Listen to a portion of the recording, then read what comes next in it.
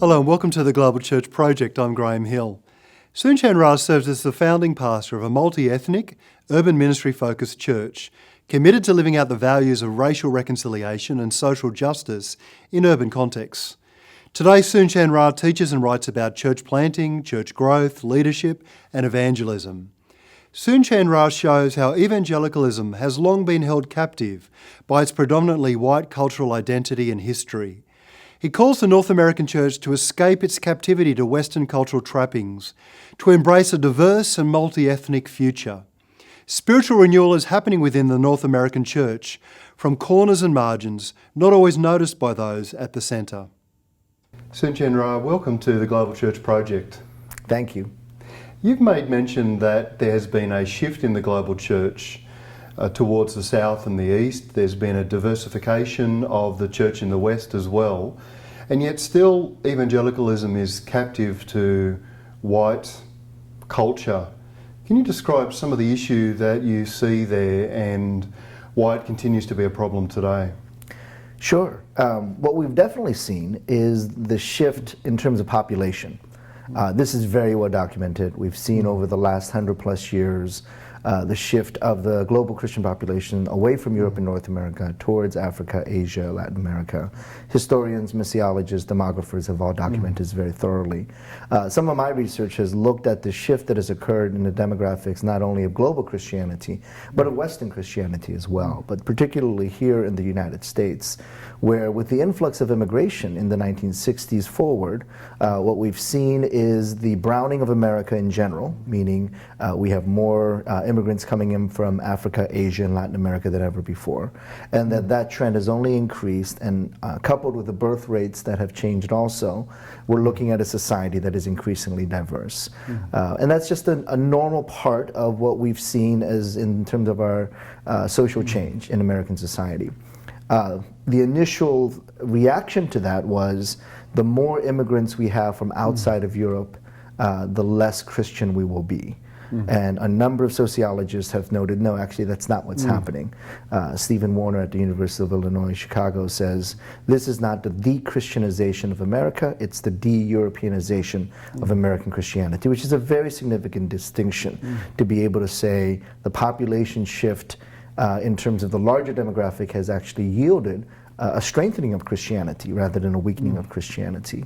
With that diversification going on, why do you think it still is the case that American evangelicalism, but I think evangelicalism globally, is still captive to white Western culture? Yeah, and that's the most important question we have to deal with, because the demographics are clear, but the power structures remain the same.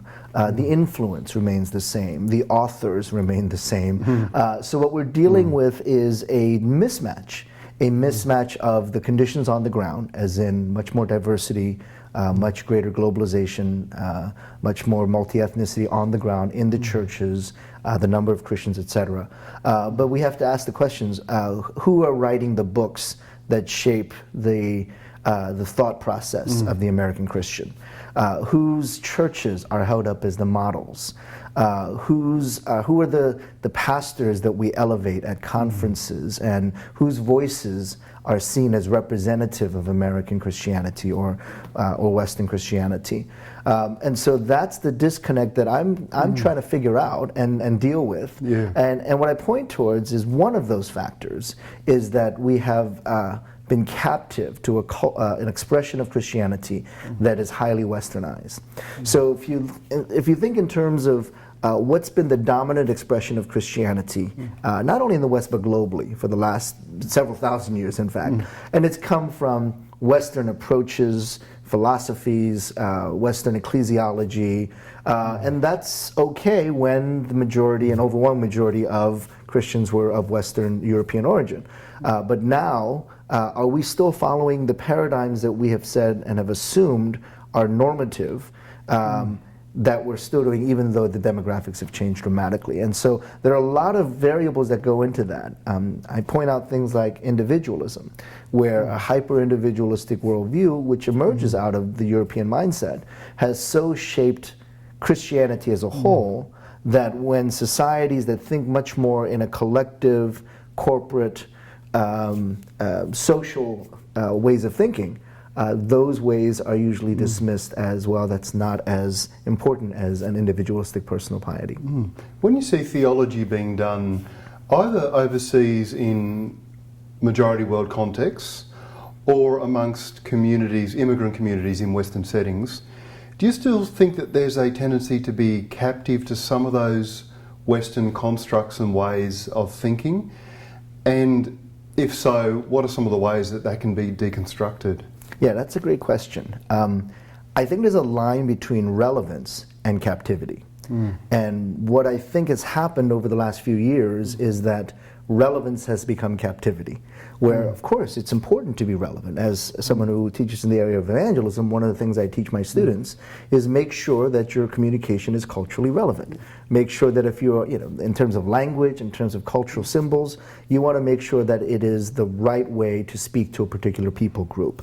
What happened though is that the relevance that was seen as significant for Western, European, American vision and perspective became normative for everybody else. And so that's hard to overcome overnight. It's going to take some time to overcome that. So I could use myself as an example. I grew up, I was born in Korea, but I came to the US as an immigrant when I was 6 years old with my family. So even though I remember and grew up in an immigrant Korean family and the values and traditions of that Korean family, my education, especially my formal education, was in the American school system. The degrees that I got are from American institutions or US institutions of higher education. And so I'm taught to think like an American. I was raised from first grade on to think about, view the world through the lens of American perspective. And some of that is helpful, an individuation that was helpful for me. Some of that is harmful, an American exceptionalism that is not so helpful. Now, I could see that as it's helpful for me to understand American culture and to be relevant, to be able to communicate to the country and people that I live among. But if I believe that that's the only way to view the world, then I've slipped into a captivity. So because we've had a dominant demographic for so long, Western, European, North American dominance, we've assumed that what was relevant for that group is the normative for everybody else, and that's where it enters into captivity. How do you see individualism, consumerism, materialism, and also racism at the heart of white Western evangelical Christianity? That's a great question. Individualism is something that I've encountered over and over again, and it's been pointed out by other scholars and theologians and those who observe Christianity here in the West. And what I argue for is that that's not really a biblical value system. In the Bible, because it's written in the Greco-Roman Hellenistic context, but also in the Hebraic Jewish context, it really blends together an increasing individualism in the West that you encounter in Hellenistic culture, but certainly much more tribal, kinship, community, relational oriented that you see in kind of the Hebrew Jewish culture. And so what we've done is we've elevated one particular narrative over the other because the dominant narrative in Western culture is individualism. Now, that can be a positive contribution. Like I said earlier, individuation, the ability to differentiate yourself from your family, your history, can be a very positive thing, as in, I do not inherit the sinful tendencies or the fallenness or the negativity of my family background, but that I as an individual can have access to faith. Very important concept. But then if it becomes, now I will live out my faith only as an individual and distinct from community, and my family doesn't matter, and my social networks don't matter, my neighborhood doesn't matter, now you've crossed the line from relevance to captivity. And that's where I think the issue is not, is it individualism per se? There are some strengths to individualism. But what we've done is we've taken all of it, almost haphazardly, and said individualism is central to the way we understand the gospel. And so when we think about how do we lead people to Christ, in the scriptures we see quite often communities, someone and their whole household coming to faith. The idea of the whole people of God, the nation of Israel, under the grace, the sovereign grace of God. Well, those are not ideas that we actually engage in Western culture anymore because we become so individualized. And do you see consumerism and materialism having a real effect on the way in which white Western evangelicalism in particular has taken form? Yeah, I think the consumerism piece is relatively unique and new to Western Christianity over the last 100 years or so. Not to say that we invented consumerism or materialism for that matter, but I think we've perfected it, or we've done a really good job of advancing it. And when you think about how much our lives in the West are wrapped around consumerism, and how much of our lives are wrapped around materialism, that we practice our consumerism so deeply that we can't imagine practicing Christianity outside of our consumerism.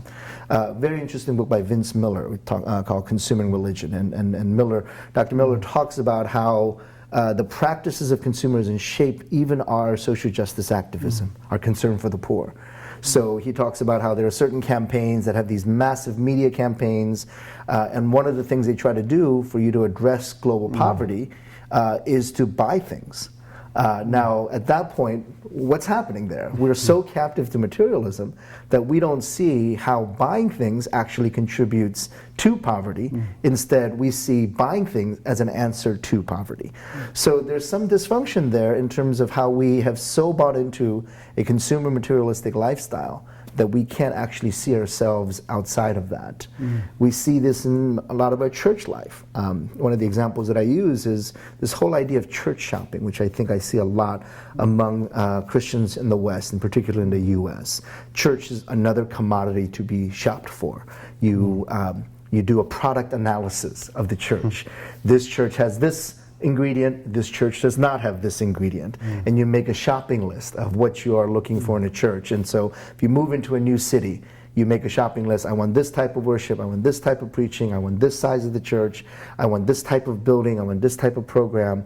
And that's how you consume the church. You buy the church that you want. And that just strikes so against the heart of the gospel, where we're not buying a product and we're not listing the ingredients in a product. We're becoming part of a community. We're becoming part of the life of the body of Christ. And so that's the kind of captivity where in our everyday practices, we practice consumerism over and against the life of the church. One thing that really frustrates me is that still so many of the, not only the books that have been sold, but the conferences are filled with white, male, middle class, Western, middle-aged. Yeah. And I think it just doesn't represent the church. Yeah. And I wonder about the racism that and the myopia that is shaping us. Yeah. I mean, one is just a plain sociological reality that most Christians in the West still do not understand how global of a Christianity we're in. Not just in the global scale, but even in the US. Most Christians are assuming, well, of course we have an overwhelming majority of Christians in the US who are white, maybe from the South, and they're kind of stereotypes of what we imagine Christianity to be in the 21st century. And those stereotypes don't hold up anymore. And so part of that, I think, is a racialized view of the world that sees Christian identity wrapped up with a particular racial group. Western, upper middle class, white, living in a suburb of a major US city, education level, etc. And we've not challenged those notions enough. And that's what we need to start challenging these notions of. And so I talk about conferences because conferences shape what pastors hear, and then in turn it gets formed into what gets communicated into the local church context. So let's say there's a conference on effective pastoral ministry. And I've seen these conferences. I've kept track of these conferences. They have 40 speakers, 39 speakers are white males in their 40s or 50s, 30s, 40s, and 50s. So what you've done is you've told the pastors, 3,000 pastors that are at this conference, these are the models. This is the height of effective ministry, these 40 people, and 39 of them happen to be white males. So what you've communicated, even without saying it explicitly, is the superiority of one people group over and against the superiority of another people group. And that's the dilemma that I think many churches are grappling with, because they're seeing models of ministry that favor one people group over another, to say, this person represents what Christianity is about in the US, and that person is almost always a white male, upper middle class in a Midwestern or Southern suburb. So what does that form in our imagination, in our understanding of the world, our worldview, and how does that get translated into our churches as well? How is racism the original sin of American evangelicalism, and what are some other ways in which you see it surfacing in other forms of Western Christianity? Yeah, I think the idea of racism as sin needs to be more fully developed, and some of my writing is trying to explore that a little bit more. We've oftentimes seen racism through the lens of a sociological problem, because most assume, and somewhat correctly, that race is of sociological origin, not necessarily of biological origin, that it was a construct by society to make distinction between peoples. That may be true, but it was coming out of a theological imagination that created that social construct. So those are some of the factors that need to be understood more deeply to appreciate there is a sociology at work, but there's a theology behind that sociology. And that's why I point to something like, well, the original sin of American society is the sin of racism. Because what we've done is we have built a nation on the economics of white supremacy. Because the economics are, we can use Native American land because we hold a superior position over the Native Americans. We're a better civilization, we're a better people, we're more Christian, our expression of Christianity and religion is better than those Native Americans. And so that superiority allows the colonists to say, we can do away with the Native Americans on this continent. And then to say, well, we're also superior than the African bodies that are found in the continent of Africa. And we're more in the image of God, they're less in the image of God, so we can take African lives and bring it across the Atlantic Ocean and use them as slave labor. So that's what I mean by the original sin. So that's a social historical reality for American society as a whole, but maybe more problematically, it comes out of a theological imagination that is dysfunctional. It comes out of a theological assumption that Europeans are more fully endowed with the image of God, and Native Americans and Africans are not as fully endowed with the image of God, which gives a emotional, spiritual, physical superiority to the Europeans, and now to use black lives as well as native lives and native lands in whatever manner you choose. How do you see white Western captivity being expressed in the church growth and megachurch forms of church? Yeah, the church growth movement of that kind of starts in the 1970s forward. Now you have different variations of it, but the main expression of it that we've seen over the last 50 years was an attempt by missionaries to understand growth of the church in an overseas context, in a non-Western context. But when it came to the U.S. And was picked up by American pastors, it really was seen as a methodology rather than a potential missiology. And so a missiology that could be rooted in academic theological studies became more of a practical method, and the end goal became the growth of the church rather than the growth of the kingdom. So what you end up there is a value system that is, I would argue, largely driven by American society rather than driven by the scriptures. And that to me is one of the most important definitions of captivity, where a church is driven by the cultural values and culturally captive to those values than the values of scripture. So when we look at some of the end goals of the church growth movement, it's growth. Now, am I opposed to growth? No. But I want to specify healthy growth versus dysfunctional growth. If growth is an end in and of itself, then now you've entered into, you measure the success of the church by very secular social values rather than biblical values. So how will we be judged as a church? Well, I look at Matthew 25 as a much better indication of how Christ will judge his church. And it's not based upon how many members do you have in your church, how large is your building, how nice are your parking lots, how clean are your bathrooms. That's not what Matthew 25 talks about. It says, actually, whatever you've done to the very least of my brothers and sisters, you've done unto me. And so that to me would be the contrast of a culturally captive movement that says it's all about the numbers, it's about the nice buildings, it's about what we can do to show off our Christian enterprise and our institutions versus what have we done for the very least of our brothers and sisters. I guess the homogeneous unit principle is one of the most obvious expressions of that captivity as well. Yeah, the homogeneous unit principle is originally thought through by missionaries. You can understand how they're trying to experience evangelism not on an individual but in a collective, to say, okay, let's reach this people group with the gospel of Jesus Christ.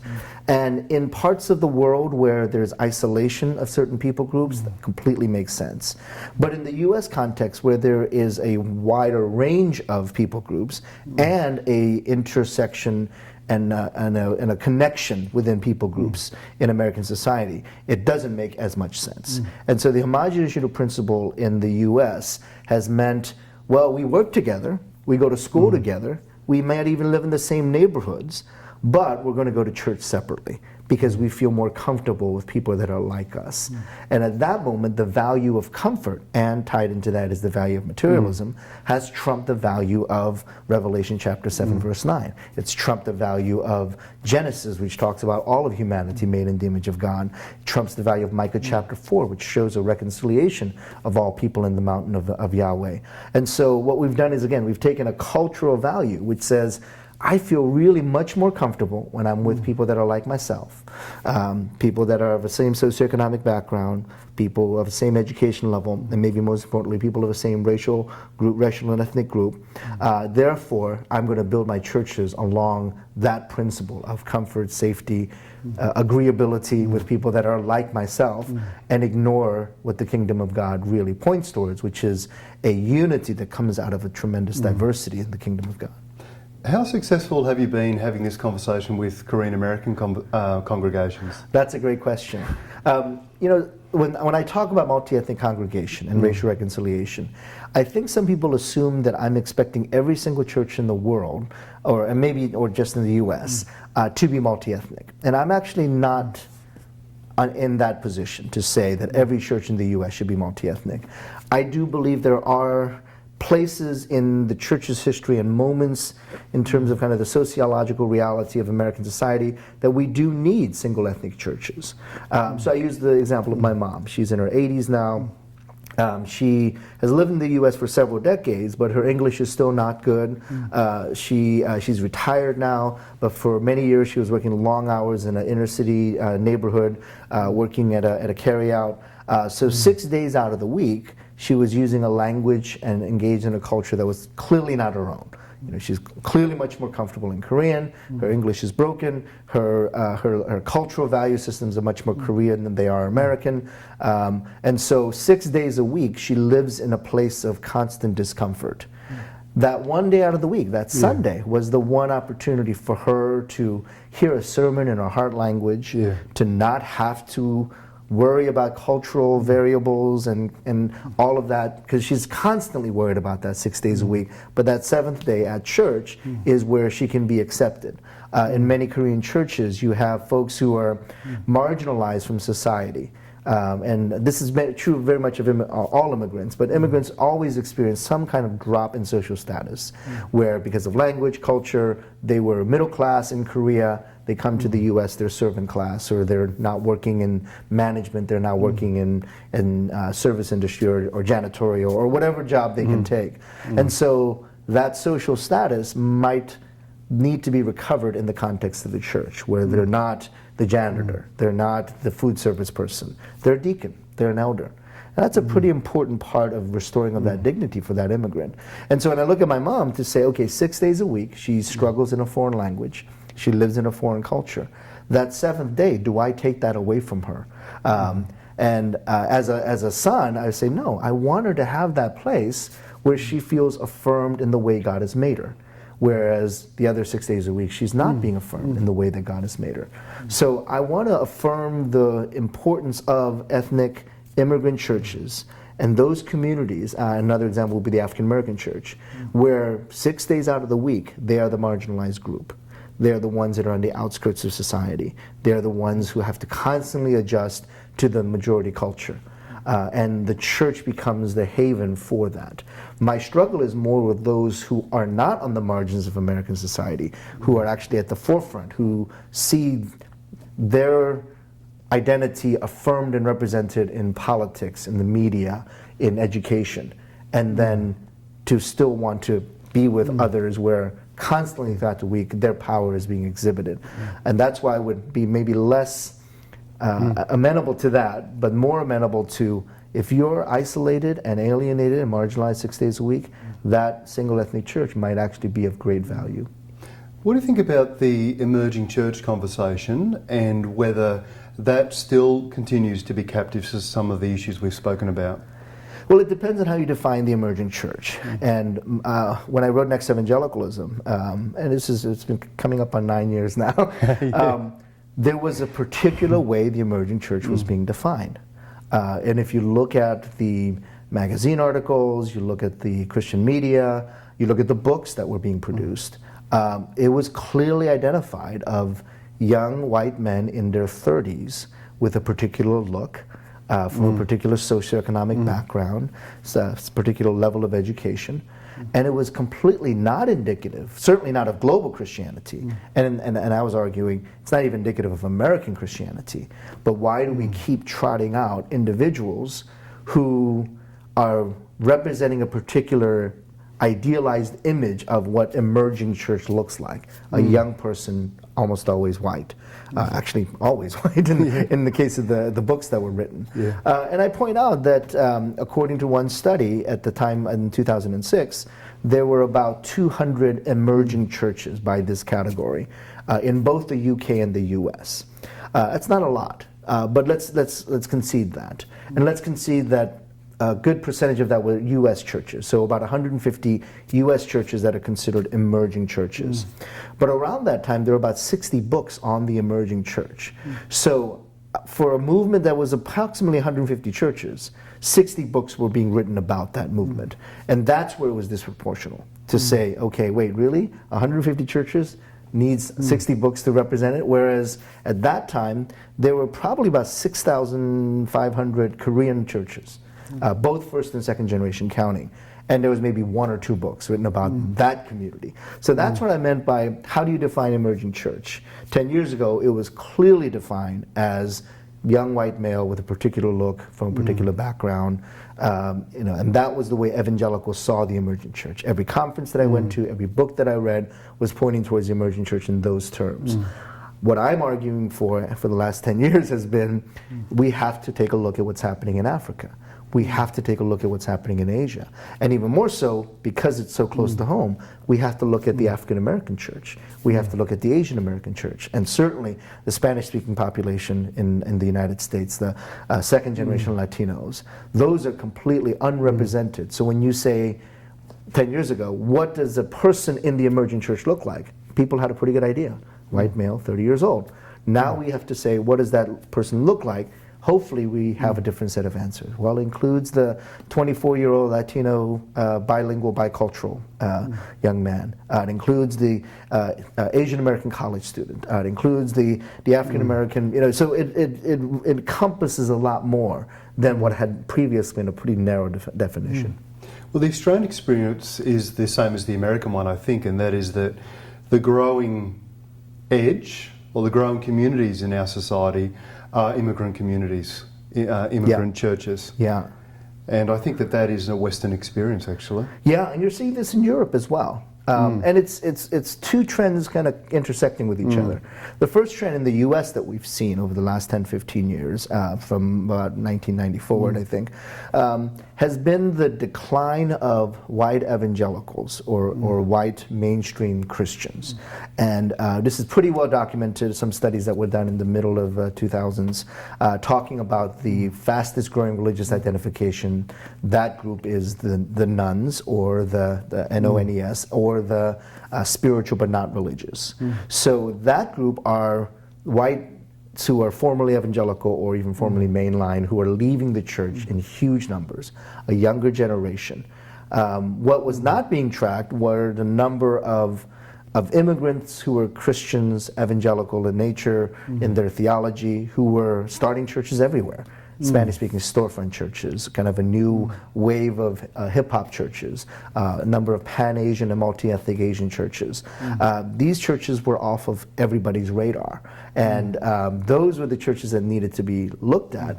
And it's happening in the U.S., it's happening in Australia, it's happening in Europe as well, where immigration has changed the face of Western Christianity.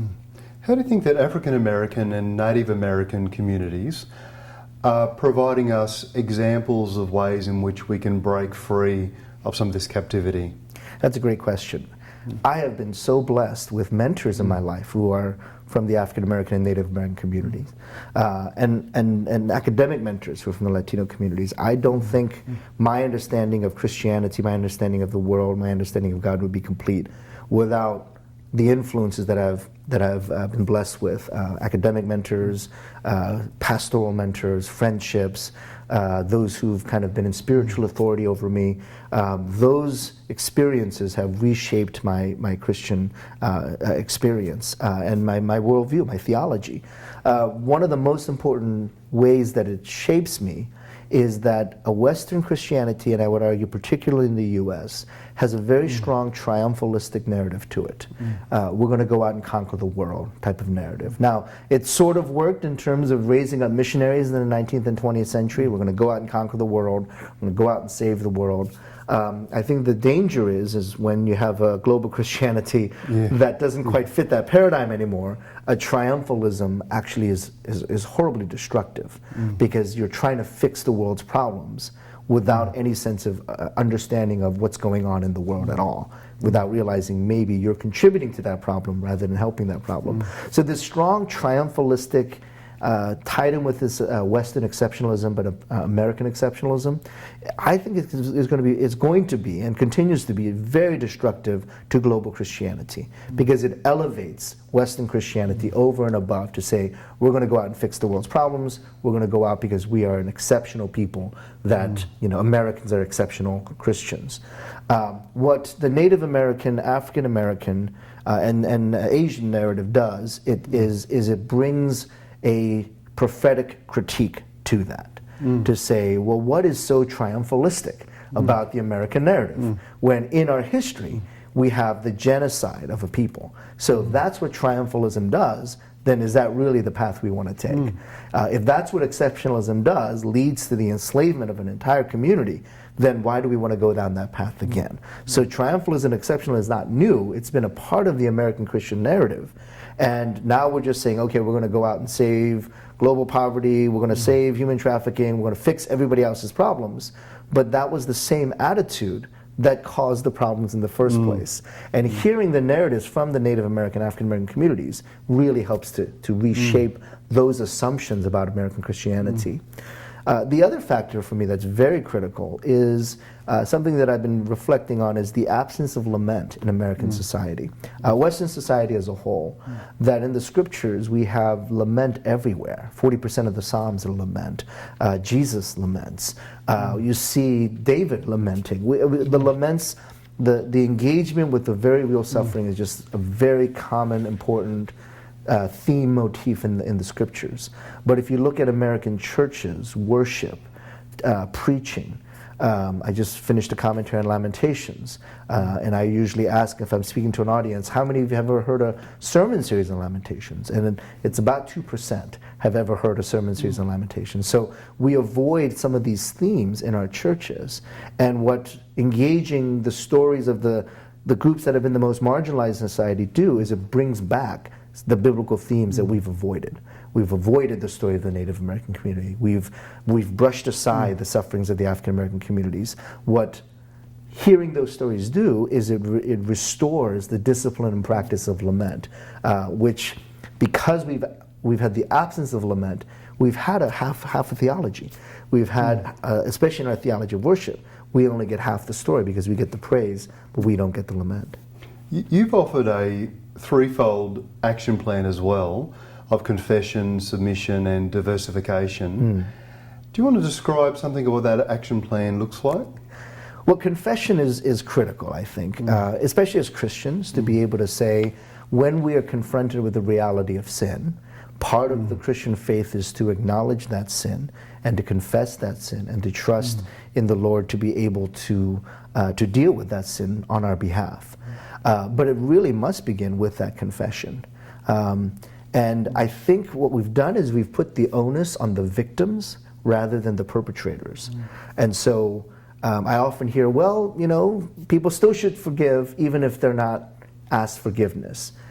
To me, that's not the issue. The issue is, well, that still doesn't absolve the perpetrator. And you're again re-victimizing the victim to say, well, it's your responsibility to forgive. Well, actually, we still need to go back to the perpetrators and the history of that. And so confession, the multiple levels of that confession is that we begin with acknowledging the truth. We are revealing the truth of our human fallenness and sinfulness. And if we were to think on an individual level, we would always say, yeah, that's where you begin when you talk about leading someone to Christ. You begin with confession of sin. You begin with the reality of human sinfulness. So why are we not doing that when we talk about the church? Why are we not doing that when we're talking about society or communities or neighborhoods?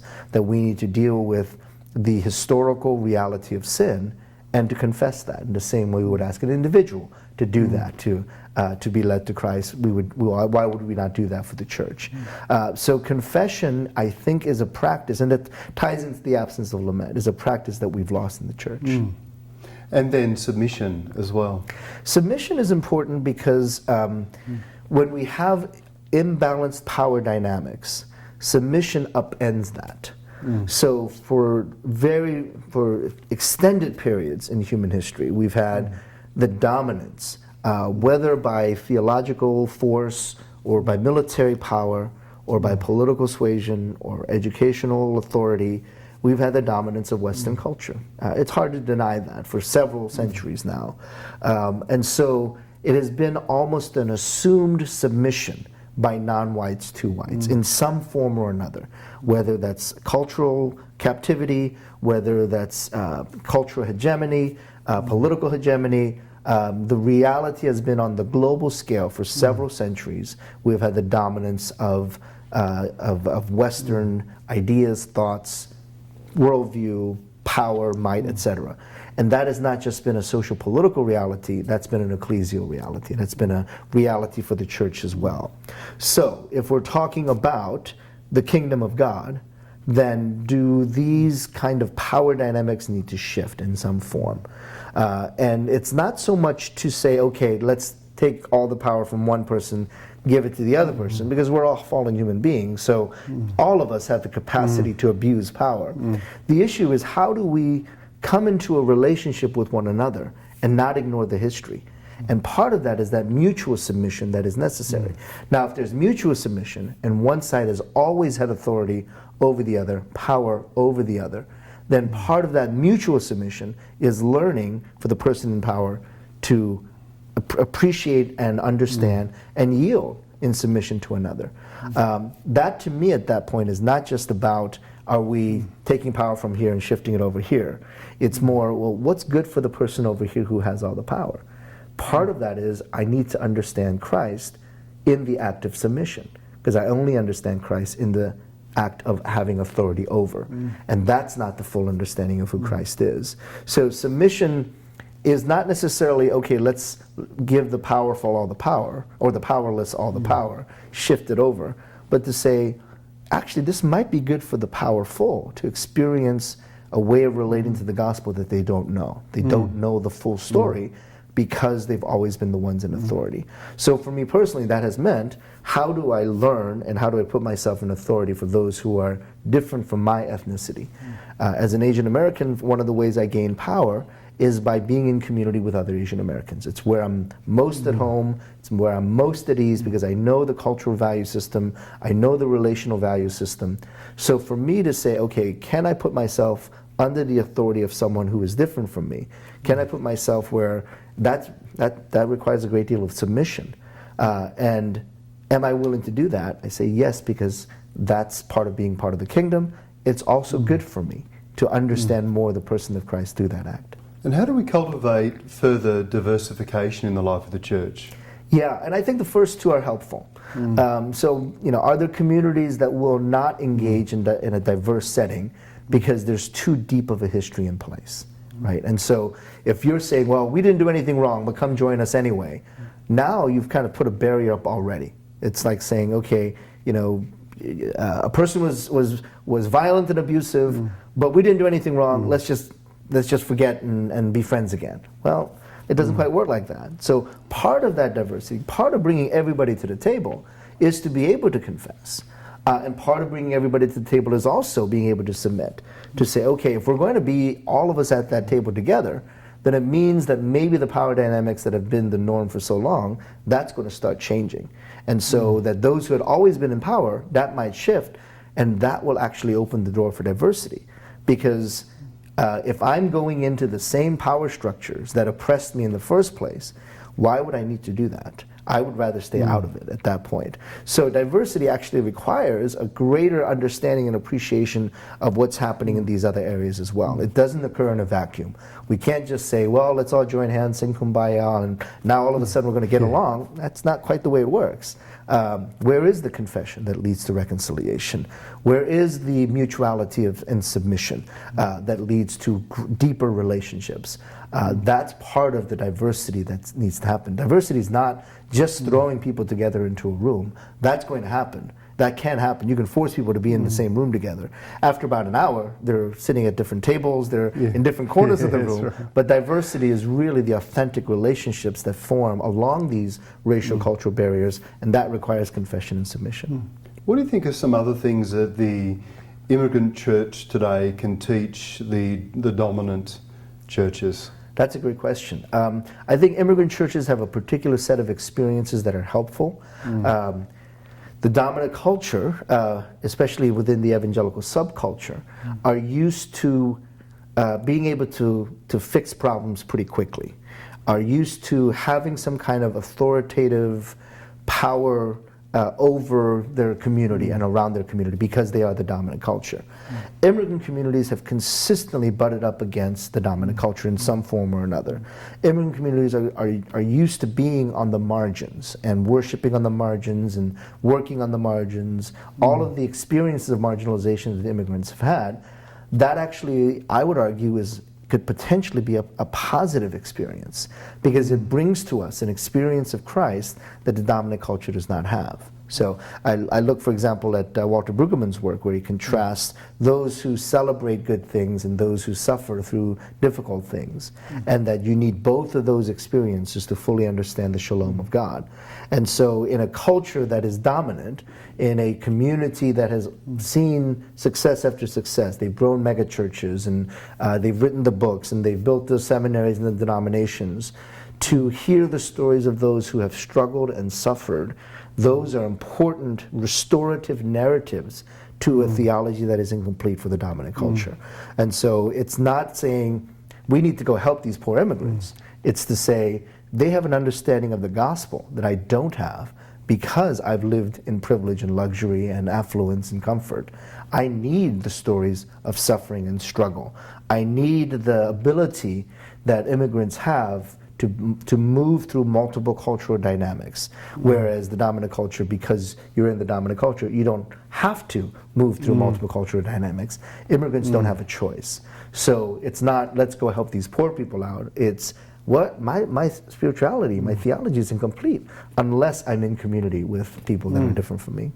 As an Australian who's a guest in the United States, one thing I do notice is how hyphenated identities are here. Yeah. It seems like a very American thing. Are hyphenated identities a good thing, or are there some difficulties associated with them? What's your sense about all that? Yeah, the hyphenated identity is interesting if you look at it from a sociological phenomenon. And some of that is the narrative of the United States. It's a different narrative. It's a narrative that says, supposedly throughout our entire history, we've wanted to embrace the newcomer. Right, and you had to do that because the Anglos that first populated after the natives, after the native population here, were the Anglos, and they were the strangers. They were the outsiders. And so you have to develop a narrative of, well, if that's the case, then if the natives are our host, then we have to make some sort of justification as to why we're here. And so the narrative develops in the American continent. Well, we are a nation of immigrants. We are people who come from other countries to the United States. So what that did initially was to say, okay, we're open to people coming into the United States, but we want them to hold a particular value system, a particular way of thinking, a particular Americanized worldview. And that's where the image of the great American melting pot comes in, where we actually want to melt away your Irishness. We want to melt away your Koreanness. We want to melt away your Mexicanness and do away with that so we can have more of a monolithic culture, monoethnic type of expression, a culture that covers everybody. And so that's an interesting combination of narratives to say we want to welcome everybody, but once you're here, we really expect you to step in line here. And so the idea of a hyphenated American actually is trying to fight that second narrative, to say, yes, we are an American, but there are some unique things about who we are that we're not losing. We're not having that melted away. Now, I would argue that that could potentially be a positive theological product, because if we look at this theologically to say, actually, if we're made in the image of God, and God has blessed us and endowed us with His image, and that's not just as a person, as an ambiguous person, but I'm made in the image of God because I'm a male. I'm made in the image of God because I'm Asian or Korean. I'm made in the image of God. So there's a whole list of things that point to I'm made in the image of God. And I'm made in the image of God because I'm a Latino female. Those things are all important. It reflects the fullness and depth and breadth of the image of God. And so if I accept that, then I don't melt away my Korean identity and culture. And that to me feels like a theological project. It says, I am actually affirming my Korean identity and culture because this is the work of God in me. And why would I do away with the work of God in me? So if I bring that to the table, I don't want to lose that identity. And so when it comes to the church, yes, I am a Christian, no question about it. But as a Christian, I bring my Korean identity with me. The good and the bad, the sinful and the image of God, but it's the way God has made me. And why would I leave that behind when I come to the table? So yes, it's a sociological phenomenon, but I think it could be a very important theological project. What is most misunderstood about the things that you say? Well, it's interesting that people think I'm angry. And I say to my we want to see a bit more anger in this interview.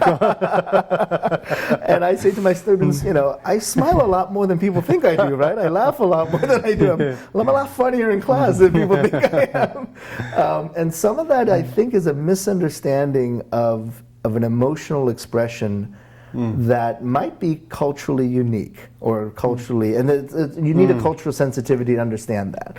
So I am a very passionate person. I get excited about things. I'm passionate about my sports teams. I'm passionate about my family. I'm passionate about the writing. I'm passionate about teaching. And I put it all out there when I'm teaching and when I'm lecturing and when I'm speaking in front of folks. I don't hold back. But that's my personality. Some of that is cultural. And so maybe there's an assumption that that kind of emotional expression is not appropriate in certain settings. So when I moved to the Midwest, I was introduced to this concept of Minnesota nice. And I think it's just the general Midwest niceness. And the way it was described to me, this idea of Minnesota, it's a state that, and it's kind of in a Midwestern state, the way it was described to me is that it's like a dog that comes and licks your face, but at the same time peeing on your shoes. And that's a Minnesota nice. And what I see in kind of majority culture is a way of expressing oneself that is Minnesota nice. Your demeanor is passive, subdued, but there's still a lot of bite in the things that are being said. For me, I'll bark and I'll let you know when I'm upset, and when I'm happy. But at the same time, I put it out there. I don't need to hold anything back, and some of that might be just cultural expressions, and I think sometimes we project our cultural values on another. And so, when people say, "Why are you so angry?" In one case, I spoke at a church, and someone came up and brushed my shoulder like that to say, "I'm knocking the chip off your shoulder." It's like, wow, that's interesting that you thought I was angry, when half the time I was joking about the Boston Red Sox beating the New York Yankees. And that was part of my illustration of what it means to be reconciled. But that's what, you didn't see that. You saw what I believe was passion portrayed as what you saw as anger. And some of that is kind of a misunderstanding of what is maybe a cultural expression for me might be something different for somebody else. Thank you for joining us at the Global Church Project. Glad to do it. Thank you. The Global Church Project is located at www.theglobalchurchproject.com. On our website you'll find a wide range of interviews and resources for colleges, universities and churches. I look forward to your company next time. From me, goodbye.